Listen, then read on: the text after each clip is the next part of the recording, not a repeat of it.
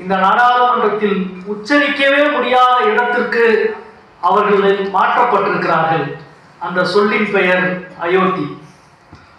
கடந்த 25 ஆண்டுகளாக, கடந்த 40 ஆண்டுகளாக அயோத்தி என்ற ஒரு சொல்லின் மீது நின்று அதனுடைய வரலாற்றை பண்பாட்டு வெளியில் மீண்டும் மீண்டும் அதை அவர்கள் கட்டமைத்த கோட்டையின் மீது நின்றுதான் அரசியலை கொண்டு செலுத்தினார்கள். ஆனால் இன்றைக்கு நீங்கள் பார்த்திருப்பீர்கள், நடந்து முடிந்த நாடாளுமன்ற கூட்டத்தொடரில் அது குடியரசுத் தலைவருடைய உரையானாலும் சரி, பிரதமருடைய உரையானாலும் சரி, அயோத்தி என்ற சொல்லே கிடையாது.